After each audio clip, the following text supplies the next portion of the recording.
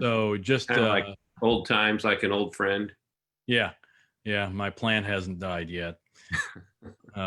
So Emily at the HT says she's got the release, but Skip at WCLS doesn't have it yet. It will be on our website. Allison, do you know when it's going on our website? By any chance?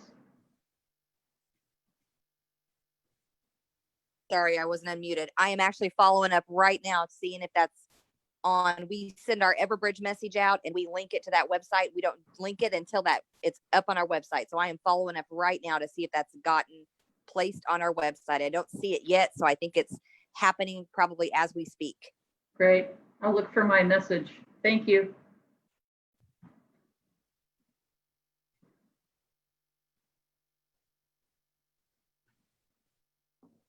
Okay, about a minute away.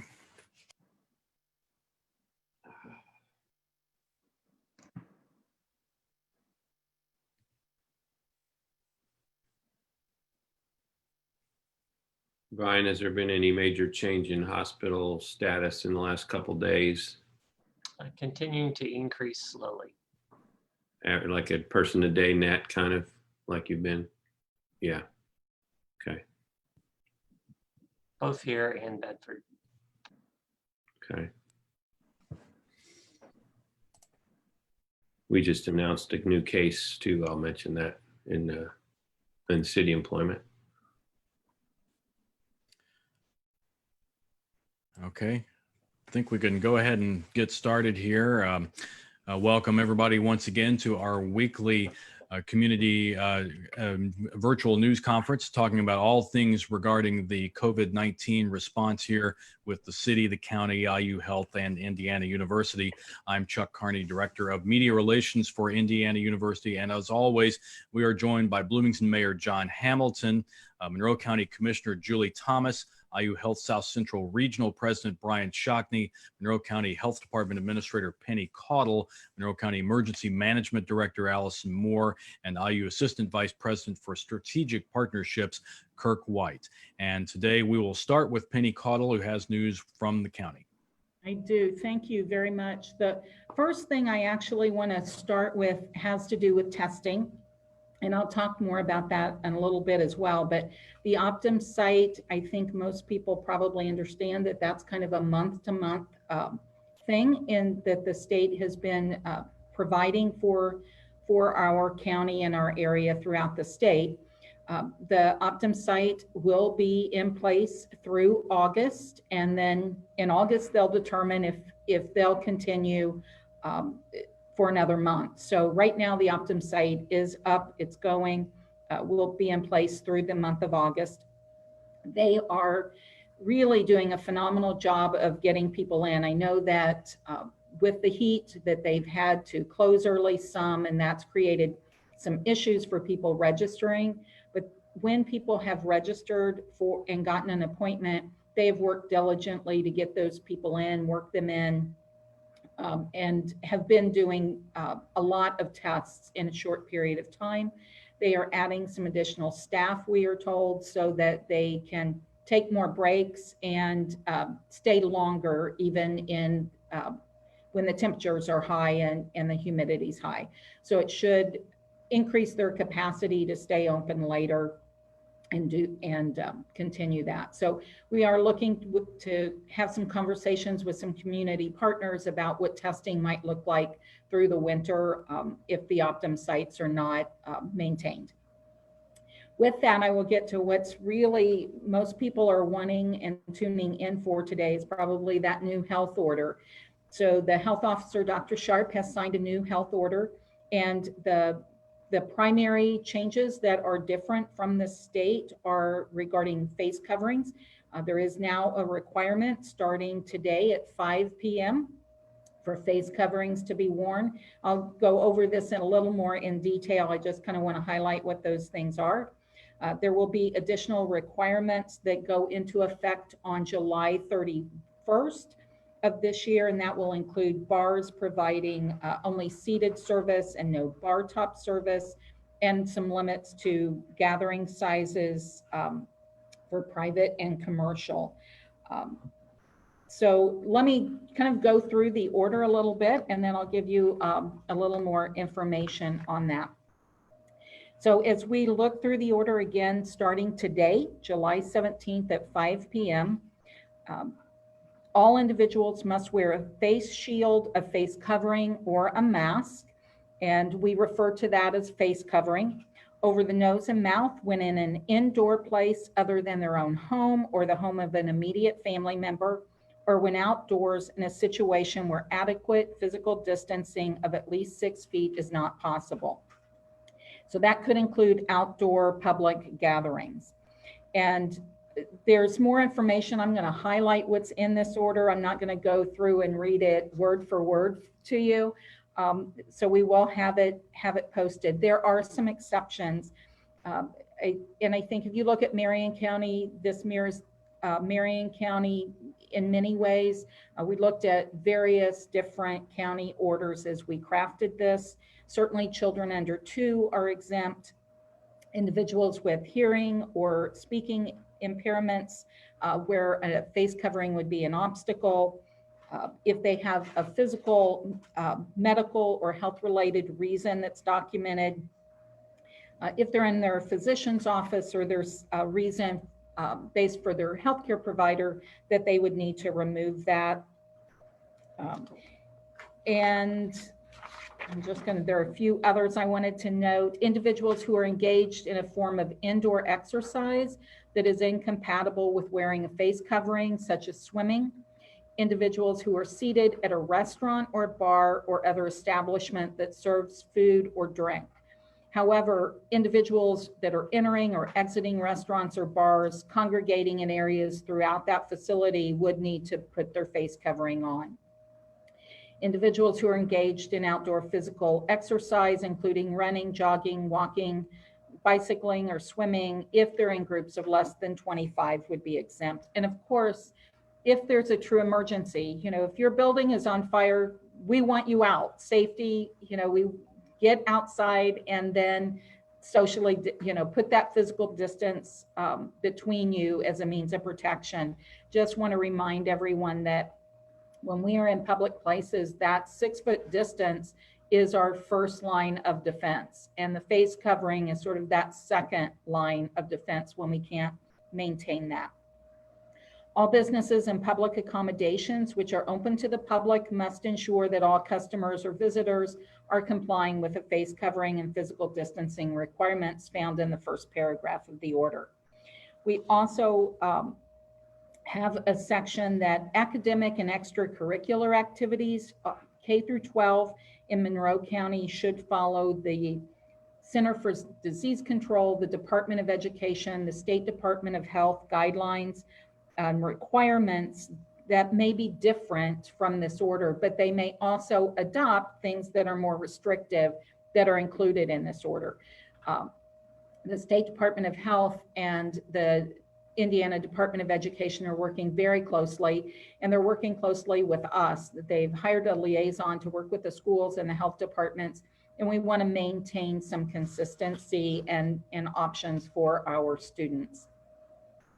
Now, beginning on July 31st at noon, gathering sizes applicable to non-commercial events, including private gatherings or those held at personal residences, including fraternities and sororities in the city of Bloomington on or off the Indiana University campus, shall be no more than 50 people.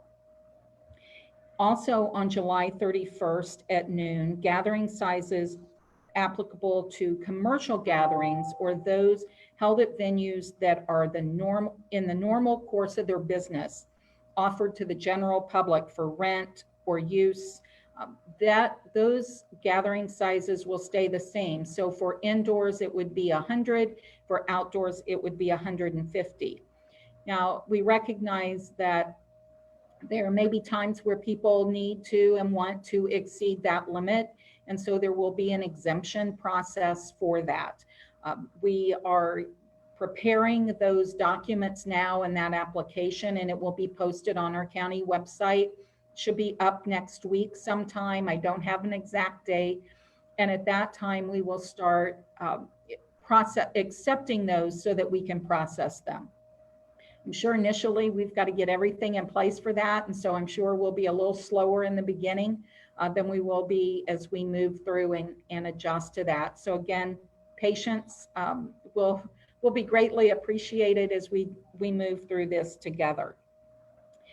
Beginning July 31st at noon, restaurants, bars, and nightclubs must have and require tabletop seating for all patrons and must require patrons to remain seated at tables and may not have bar top service. Now, so again, we mentioned before, if people are moving around, they would have a face covering on. If they're seated and having food or drink, then they could remove their face covering. We do encourage restaurants and bars, retail food establishments to use outdoor seating as much as possible. Groups of patrons must be spaced at least 6 feet apart. Party size must be limited to 10 people or fewer per table, and air ventilation should be increased to maximum capacity or at least 6 changes per hour. This order also applies on property owned by Ivy Tech and Indiana University, as long as adopted by their required authorities, but it does not apply to other state-owned property. So again, there are a few other pieces in there, but that is the bulk of the order. And one of the reasons for the July 31st timeframe for businesses and those gatherings, certainly people can, if they are able to put those requirements in place early, if they've already been doing that, then they're good to go and they're fine. We're grateful for that. But we want to ensure that businesses don't have to close in order to meet that. We want to give them time to prepare and make arrangements to meet those guidelines. And we felt like it was only fair to give them the opportunity to have time to make those arrangements. So that's why there's 2 different dates in here. I feel like the mask requirement, the face covering requirement, we have been talking about that for months now, and it's been a recommendation. I think people are aware of that. They understand that.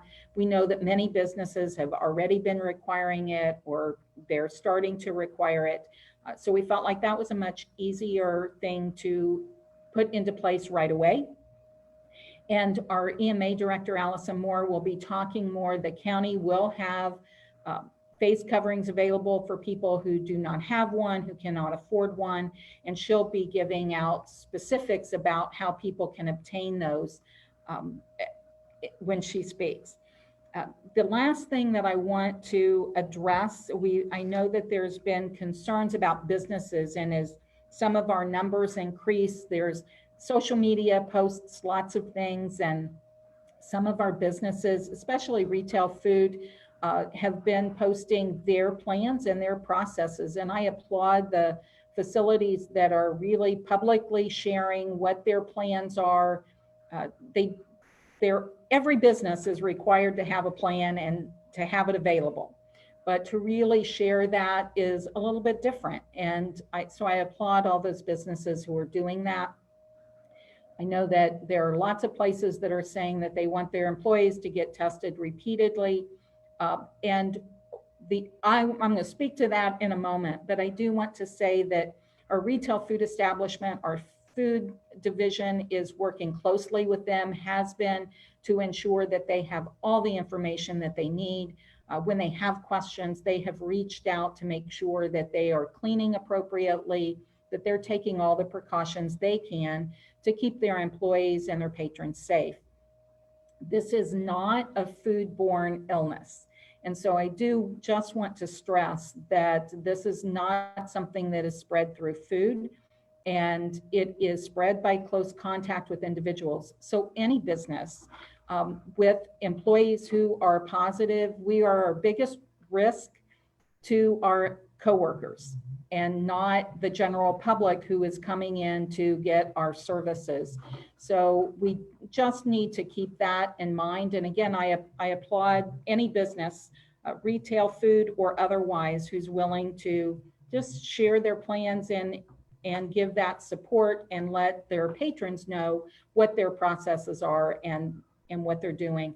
But I do want to just reiterate that this is not a foodborne infection or illness.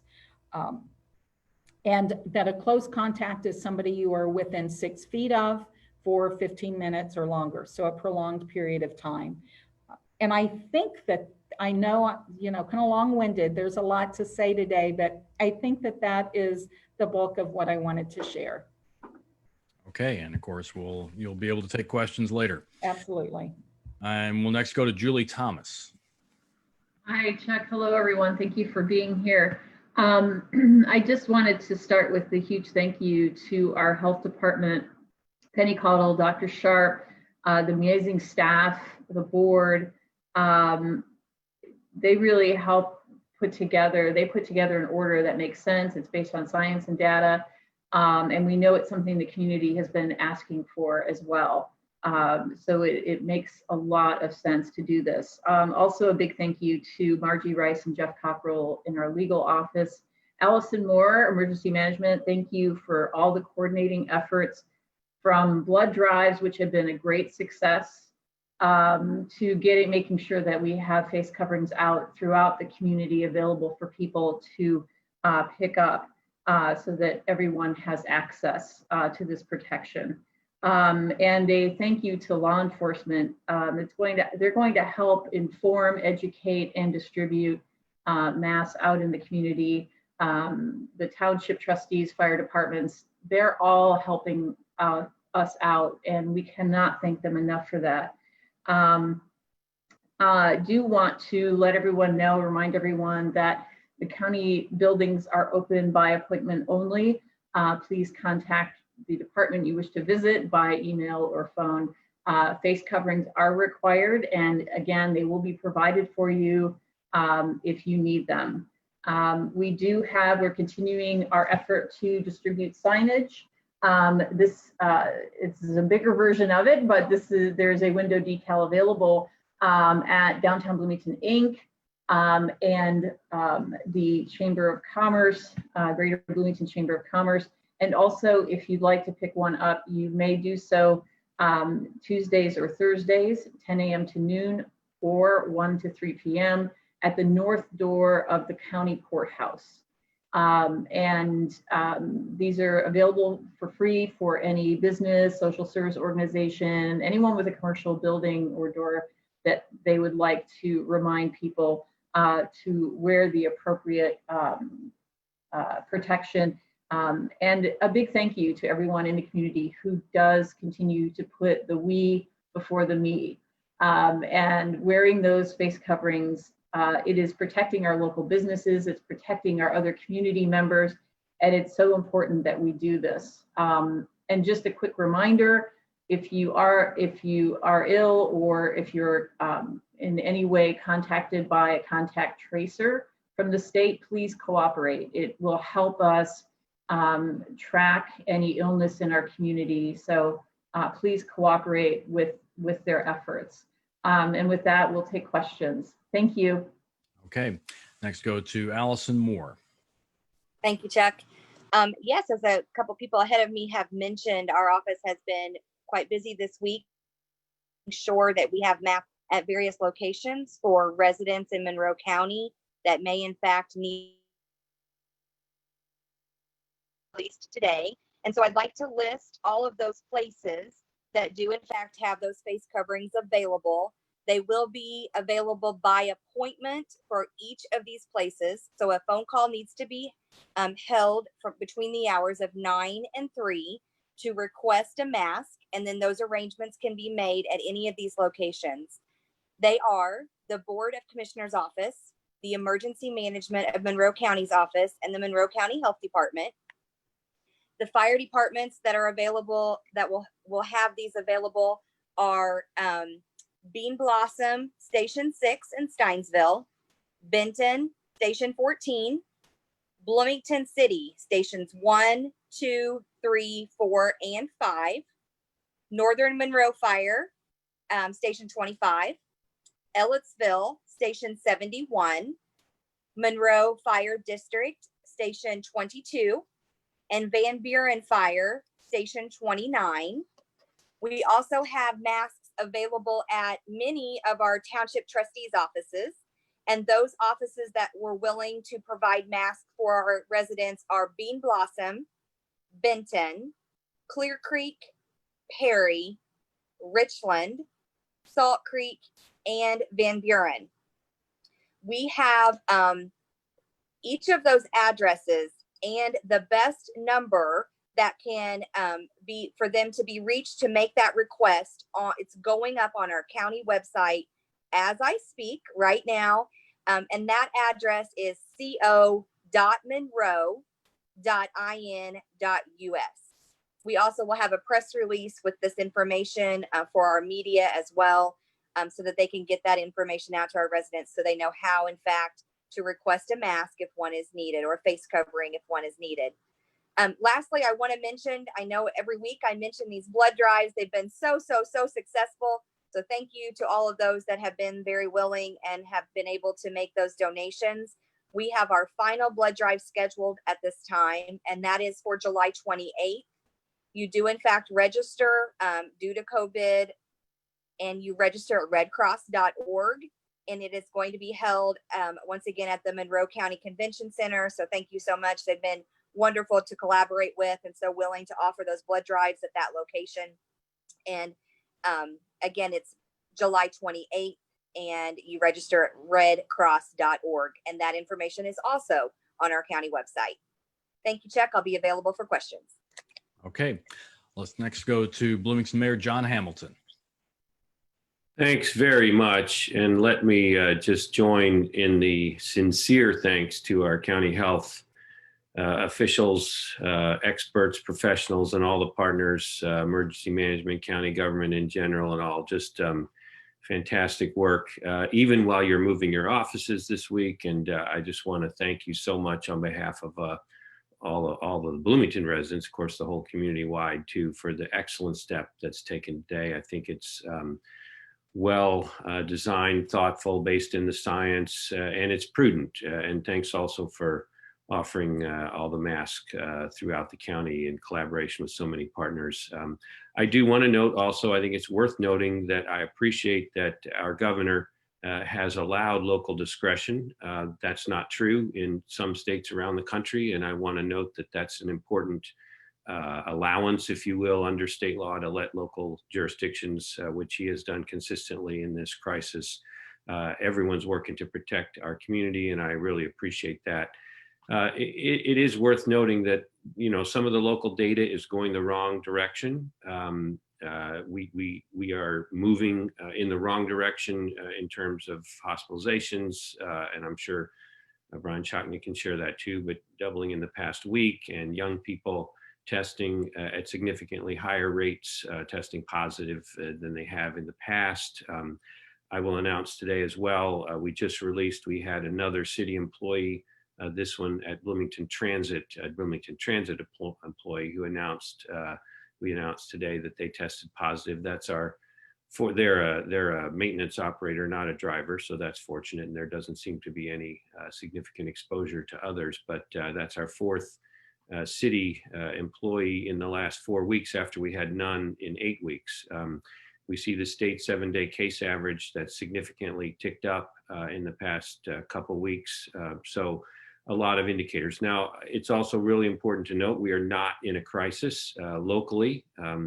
We are in many ways in good shape because of the efforts of our community since mid-March to really do the right things locally, including sometimes taking things a little slower than the state. And so while we have some signs of concern and indicators, we are not in a crisis, but let's not get close to a crisis. And for that, I really want to thank the county again for this order, which I think is well designed and well timed in many ways. The stakes are high in this. Of course, we see around the country what's going on. The health of our community is first and foremost important, but also the recovery as we're moving into with Indiana University and our school corporations planning their reopening. And I will note that in the past few months, we have learned that these steps, taking these steps to protect and respond to indicators of concern or directions, that a week, changing a week or even a few days can make a difference in the curve. And I fully support the order. I think it's a terrific order, but I do want to announce today that inside the city, I'm planning to take a couple additional steps in light of the particular challenges, the curves that we see moving the wrong direction, and frankly, also in light of the importance of prudence, of just trying to do as much as we can to diminish the chance of major setbacks or backsliding. So totally agree with the mask timing. I think that's excellent and has been talked about, but I wanted to let people know that from the city, I will be planning to issue an order on Monday, likely, that will accelerate that July 31st date inside the city to July 23rd. I want to give some notice. I agree, as Ms. Caudle indicated, it's important to give notice. This should not be a surprise, as I know we've talked about the importance of bars and restaurants and the social events that were described, that we really do all we can to avoid super spreader events where you can have scores of people infected in one period of time. And I believe it's advisable not to take that risk when we don't have to. So inside the city limits, I do intend on Monday to release an order under city authorities that will put those specific restrictions that Ms. Caudle outlined for July 31st, covering bars and restaurants, and nightclubs, as well as covering the social gatherings, both commercial and private, moving that date inside the city from the 31st to no later than the 23rd, next Thursday. That gives us a little more protection to make sure we don't have super spreader events. And then by the 31st, of course, that will roll right into the county order, which will go into effect countywide on the 31st. All this is designed so that we'll be on the same page, and also to do all that we can to protect the recovery that we are amid, but with some signs of concern, and of course, nationally, knowing what we've seen where some places have had to go significantly backwards. The costs, I know this will be a detriment to some establishments in our community, and I'm sensitive to that, both starting the 23rd and then of course thereafter on the 31st, and look forward to working with them. But I will say this is, I believe, the right thing to do, prudent, to protect our community and to try to protect all of us, both from the health perspective as well as helping our community navigate through can be some pretty challenging times, including the openings of large institutions like Indiana University and the Public School Corporation. So happy to take questions about that afterwards. And thanks again for all the great work to help protect our community. All right, thank you, Mayor Hamilton. Let's go to IU Health's Brian Shockney.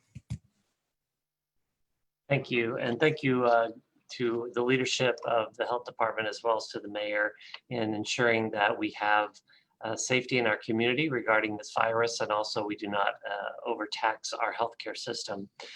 Locally, from Monday, July 6th to Monday, July 13th, our IU Health South Central Region hospitals increased from a number of 5 COVID patients. Now we have tripled that number in just in this 1 week period. And we have increased and tripled the number of pending cases. On your screen, you see the 30-day trend that we are experiencing.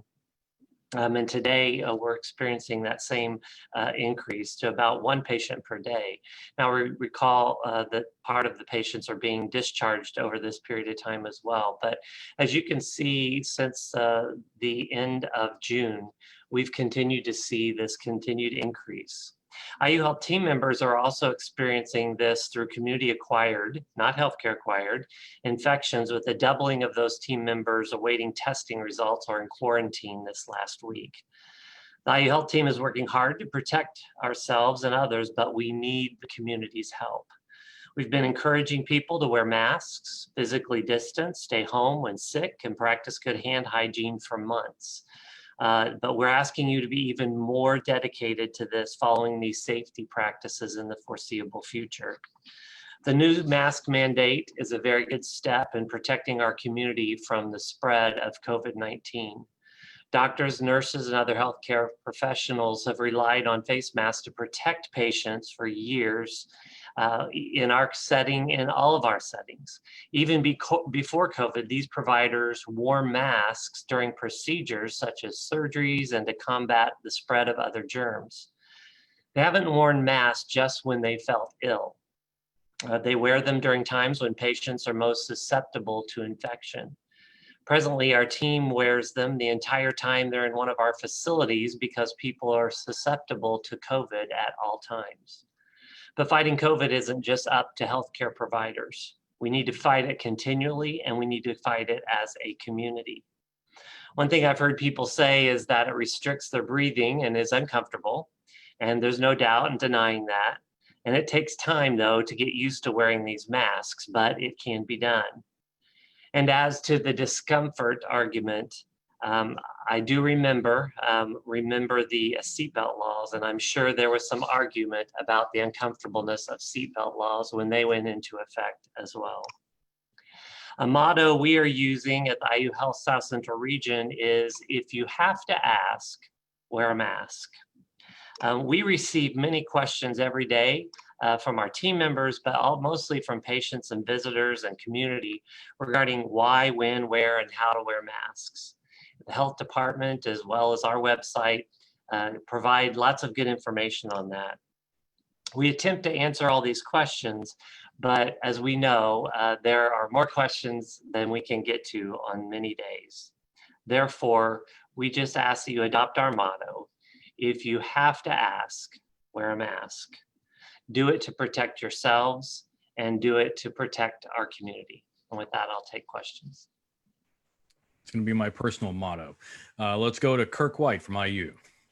Hey, good afternoon, everybody. The Indiana University administration fully supports the new county and city enhanced public health and safety regulations and that are related to face coverings and gathering limits, and we will steadfastly enforce those. Many of those provisions were already in place in the plans that we have in our own phased campus restart plan, which is in its phase 2 right now. The other point I'd like to make is I'm pleased to let everybody know that the university, the city, Ivy Tech, and local government and the downtown merchants is participating in a campaign led by the Bloomington Chamber of Commerce that's facilitating this for us. It's a communications campaign, a cooperative effort to merge messaging, graphics, and themes between the community message of wearing a face mask and the university messaging along those lines. So we want one unified voice that everyone can recognize. And I'm glad that the business community has stepped up as well as the downtown merchants to support this as well. As we've talked about in that group, that it's better to have some business than no business at all. And by doing the right things in the public safety category to protect our health, we'll be able to keep some business going as well and keep the economy moving. With that, again, I echo everybody's thoughts about the significant amount of work that's being done by all of our agencies. That's certainly true at the university that I see by the hour, working very hard to make sure that we have as safe a community as possible as our students and our university starts to reopen for the fall. Thank you. Okay, and we'll dive into questions here. First from Ernest Rollins, the DHT for Penny. What is the complaint process for the new health order if someone observes people violating the new order?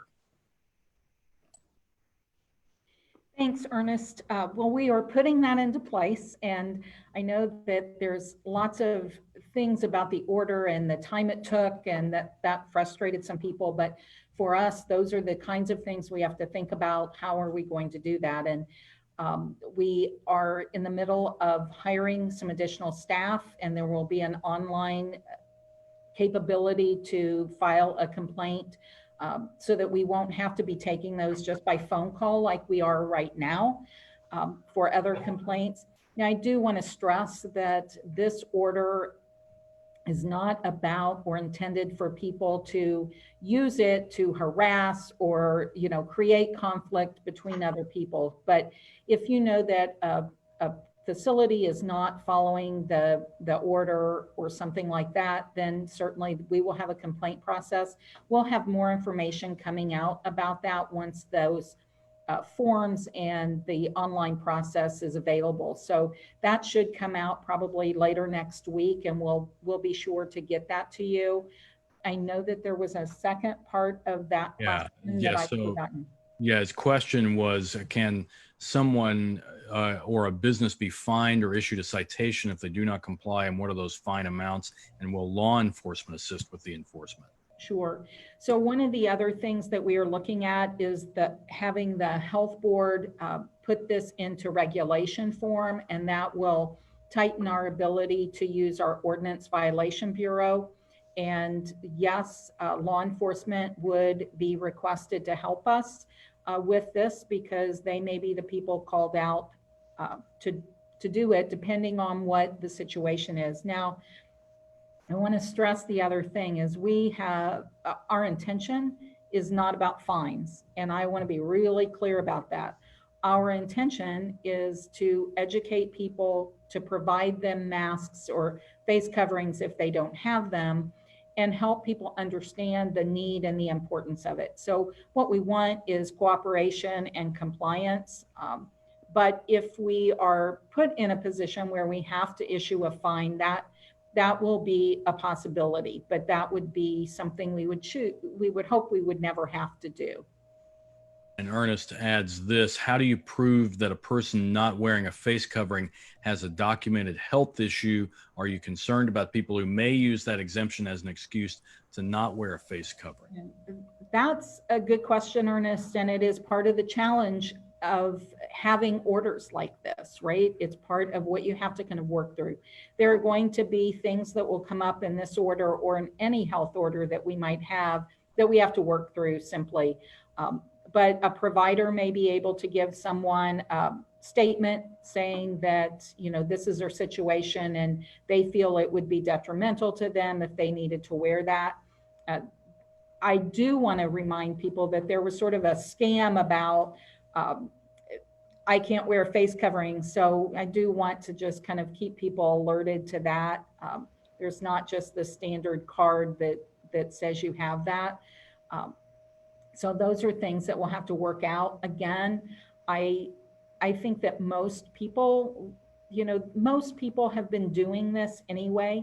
There are some people probably kind of on the fence with it, and this will hopefully motivate them easily to cooperate.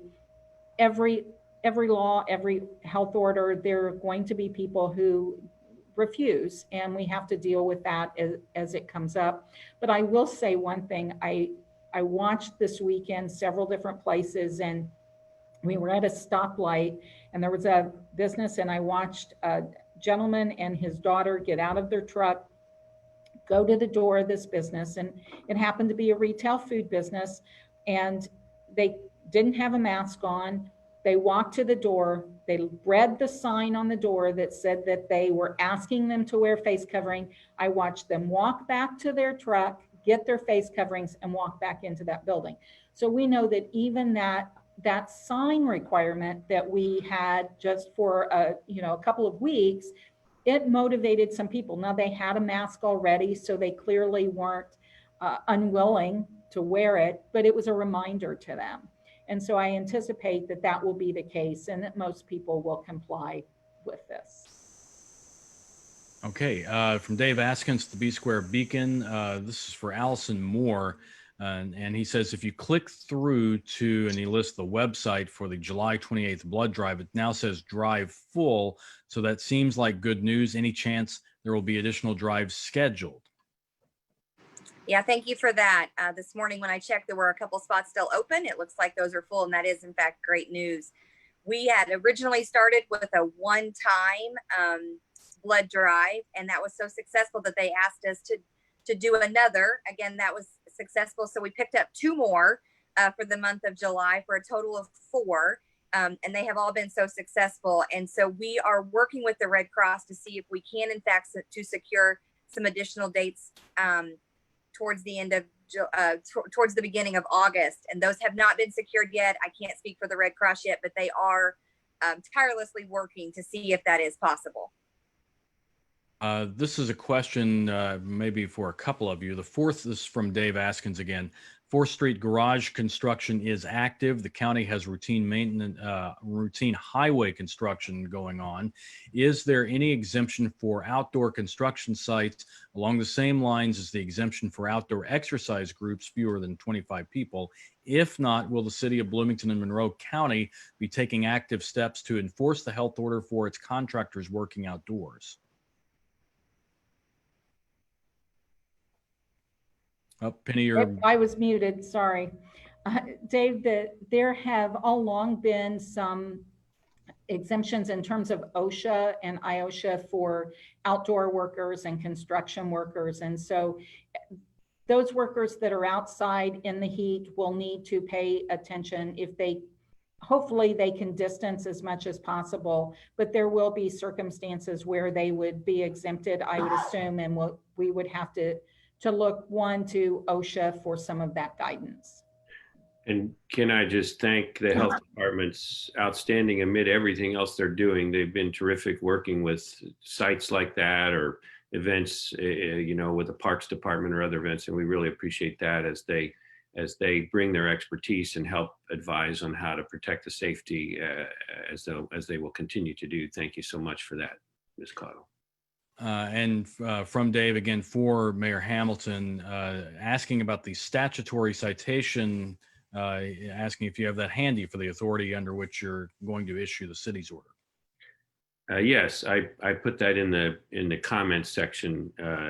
It's a code section under Indiana code that allows municipalities to protect health and safety as well. 36825, and that's in the chat section. I do see that.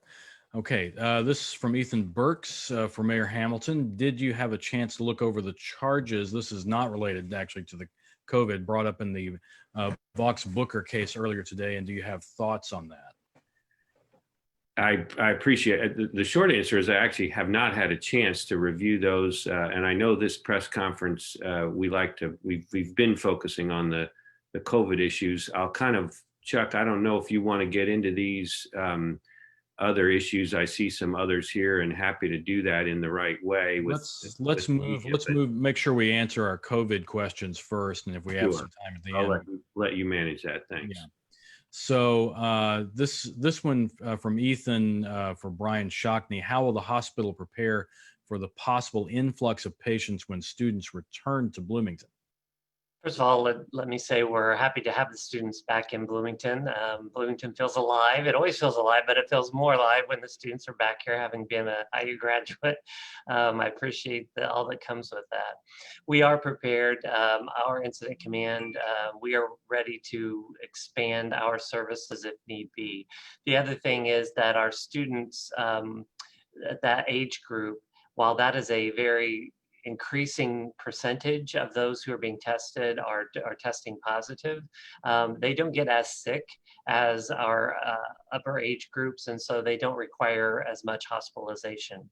As you'll recall, before we had our orange tent out in front of our ED to do screenings when we were in the height of our surge, and we would do the same thing again. That's ready to enact where we can do screening and triage and take care of patients quickly. And the last thing I'll say is we have a strong partnership with Indiana University and their health site, their student health center, and we work closely together, and we'll be continuing to work closely together when the students arrive back to campus and following that data as well. Chuck, I might just include that our guidance to our students is if they become sick, the best option is for them to go home if they can. And we have provisions in place for those in our residence halls to be in an isolation or quarantine situation, depending on whether they're test positive or whether they've earned exposure category. So we're working for that on that perspective as well. But for the most part, if they're sick and they're an off-campus student, we'd expect them to stay at home and do what the rest of the community would do: take care of themselves, isolate themselves, and protect the rest of the population. Okay. This is a question from Facebook. Not sure if this has been asked, but can we please utilize the emergency alert system to let all know that masks are required? I can take that one, Chuck. The way the system works is we have to have a link to the health order. It's a little tricky with our system to get those out. And so once it has been updated on our county website, then we will link it and put that out on our Monroe County emergency alert system. Currently, I've been checking with our tech services, and they are in the process of getting that order up on the website. And once we have that link, it will in fact go out here very, very soon.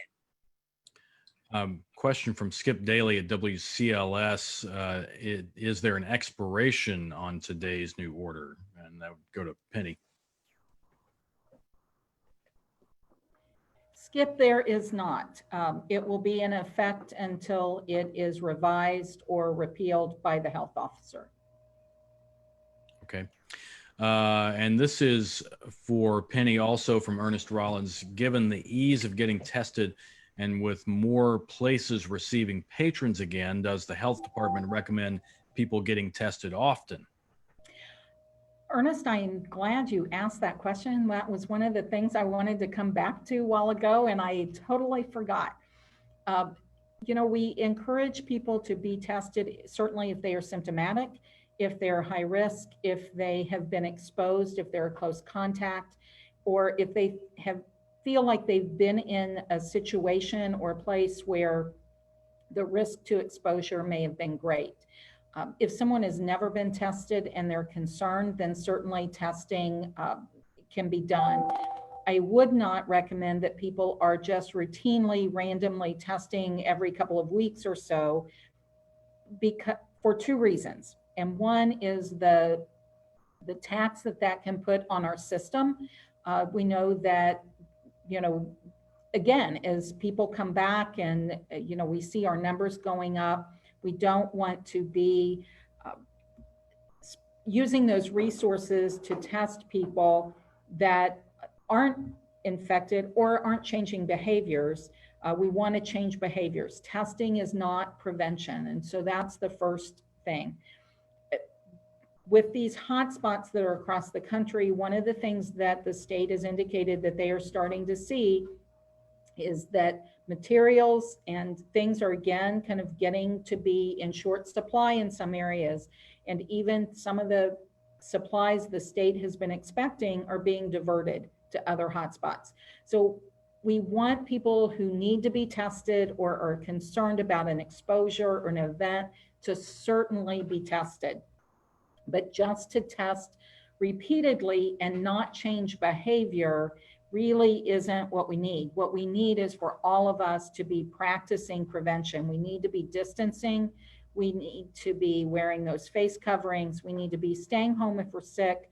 We need to be washing our hands, cleaning frequently, all those things that we've been talking about that are prevention tasks.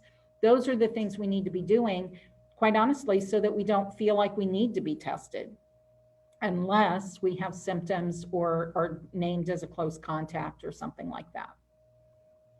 I do want to go back one last question. Ethan did ask Mayor Hamilton about the Recover Forward address yesterday, and this has to do with the pandemic. He said, you mentioned lowering your proposed local income tax increase from 0.5 to 0.25 due to the economic pressures many are facing during the pandemic. Are there additional ways the city can lessen the burden for taxpayers? Could the city look to make internal revenue cuts? Still muted.